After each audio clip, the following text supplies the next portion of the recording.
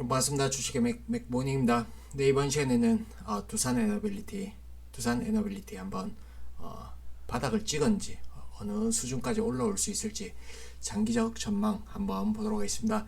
네, 제가 11일 날 일전 영상에서 13,500원 이때 당시에는 12,400원 한번 체크하자 이렇게 말씀을 드렸었죠. 이 가격에서는 네, 중기 바닥을 찍지 않겠나 이런 말씀을 드렸었는데 네, 어제 저가 14,050원, 12,450원, 네, 50원 못 미치는 가격에 저점을 찍고 네, 오늘 네, 갭 상승하면서 네, 일단 의미 있는 바닥을 찍었죠. 그 부분에서 저는 일단은 12,400원을 중기 저점으로 이렇게 말씀드린 부분 유지하도록 하겠습니다. 일단은 네, 시장의 영향이긴 하지만 의미 있는 어떤 패턴을 만들었다 이렇게 말씀드리는데, 일단 이 긴 음봉의 갭으로 띄어서 이렇게 십자형으로 네, 상승 잉태형의 모양을 만들었죠. 이 부분에서 일단 중기 바닥 가능성이 있다 이렇게 보겠습니다. 그러면 오늘의 시장의 어떤 성격을 본다 하면은 네, 역시나 낙폭과대주였던 카카오 그룹주를 비롯해서 코스닥에 어제 투매가 있었죠. 그 부분에서 네, 급반등세가 있었다 이렇게 보여지고, 그 부분에서 네, 최근에 급락세를 하락폭으로 치면 네, 두산 에너빌리티도 뭐 손에 꼽을 수 있는 하락폭이라 볼 수 있겠습니다. 그 부분에서 네, 어제 어떤 하락률을 생각한다면 오늘의 상승은 좀 아쉬운 부분이 있다 이렇게 보여지지만, 수급적으로 한번 보시면 네, 최근에는 외국인이 계속해서 네, 환매성인지 쇼커버링 이렇게 매수가 들어오고 있죠. 소극적으로 이렇게 던지는 물량을 받아 먹고 있는데, 그 부분에서 최근에 하락을 주도했던 세력은 연기금 투신이 되겠습니다. 이 기관들 가운데 오늘 연기금이 일부 매수 전환했다. 어제 네, 거의 투매가 나왔다고 봅니다. 뭐 일종의 한쪽 A라는 A군 종목군을 던지면서 B군으로 이렇게 수급을 몰아주는 이런 패턴에서 아주 참 네, 비이성적으로 이렇게 던지는 그런 흐름이 있었는데, 그 부분을 역시나 외국인들은 어떤 쇼커버링 환매하는 손 안 대고 코 푸는 격에 네, 환매를 했다. 이 부분에서 연기금이 도와줬다. 그리고 네, 최대 물량 최근에 보시면 가장 큰 매도세죠. 이 이후에 오늘 작지만 매수세로 전환됐다. 이 부분은 네, 일부 수급의 매도 압력이 좀 완화되었다. 이 부분에서 좀 의미가 있다 이렇게 보여집니다.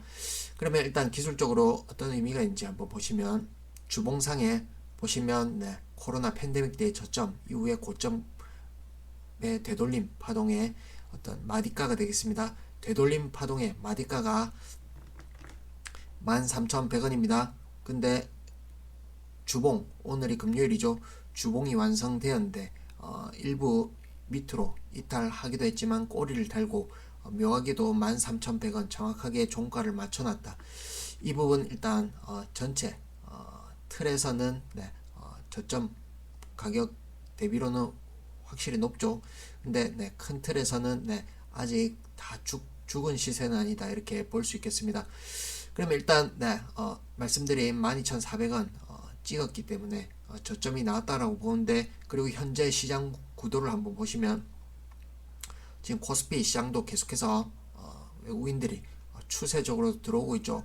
지금 국내 전체 지금 매크로 주변 글로벌 주변 환경 자체는 매우 공포스럽습니다. 근데 외국인은 전체 시장을 계속 담고 있다.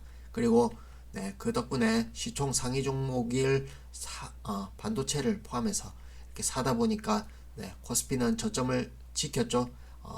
일단 저점을 높였는데, 그 부분에서 코스닥 심리가 약한 개인들만 던지면서 저점을 이탈했었다. 이 부분을 본다면 네, 추세가 돌아나갈 가능성도 배제할 수 없다. 그 부분에선 두산 에너빌리티도 네, 서서히 좀 안정을 찾아가지 않을까.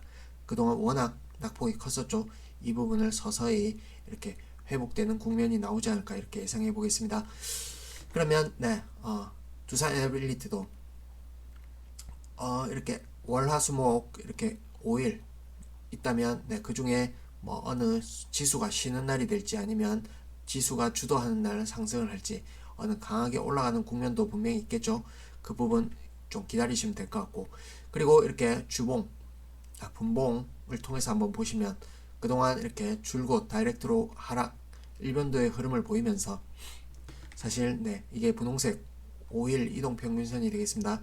이 부분을 제대로 돌파한 이렇게 물론 잠깐 일시적으로 돌파하긴 했습니다. 근데 계속 5일선을 맞고 떨어져 왔다. 근데 이때 한번 딛고 크게 또 파동이 밀렸죠. 그래서 거의 파동은 일단락된 걸로 판단이 된다 이렇게 말씀드리고, 이후에 중간 이쪽 영역에서도 한번 올라섰다가 꺾였죠. 그 부분에서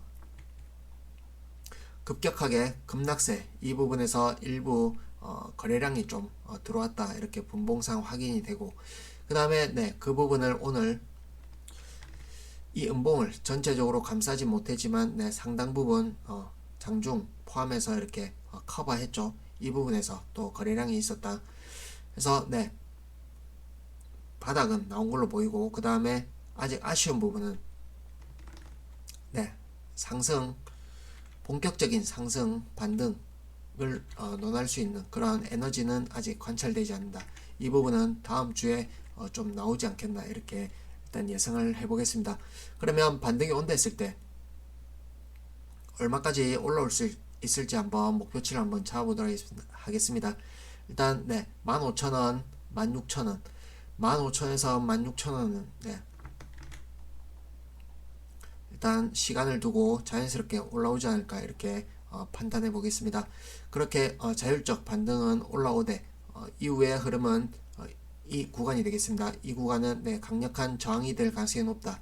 이 부분에서 역시나 지난 영상들을 통해서 펀더멘탈 관점에서 두산 에너빌리티 한번 말씀드렸었는데, 그 부분 공부해 보시고 동의가 되신다면, 그리고 확신이 든다면, 미련이 없으시다면 이 영역에서는 일정 부분 비중을 줄이고 다른 좀 더 이렇게 나은 종목으로 갈아타는 게 낫지 않을까, 아니면 비중을 좀 줄이는 게 낫지 않을까 이렇게 판단해 보겠습니다. 그 부분은 이때 시간이 흘렀을 때 주변 여건 그리고 어떤 기업의 어떤 환경 자체가 크게 바뀔 가능성은 없지만 그때 부근에 가서 한번 다시금 보도록 하겠고, 현재 예상하는 바로는 15,000원, 16,000원 이 라인에서는 비중을 좀 줄여놓자 이렇게 말씀드립니다. 뭐 최종적으로는 제가 볼 때는 일단은 이 박스권 안에서 좀 상당 기간 머물지 않을까 저는 이렇게 보도록 하겠습니다. 참고하시고 대응 전략 잘 세우시고 이후에 또 찾아뵙도록 하겠습니다. 도움이 되셨다면 구독과 좋아요 한번 눌러주시고 이후에 뵙겠습니다.